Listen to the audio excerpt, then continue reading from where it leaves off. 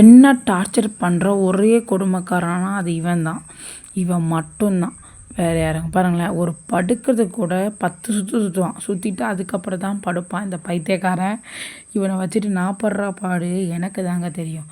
கொஞ்ச நாளும் உரும்புவான், மிஞ்சினாலும் உரும்புவான், அடித்தாலும் உரும்புவான். பைத்தியம்.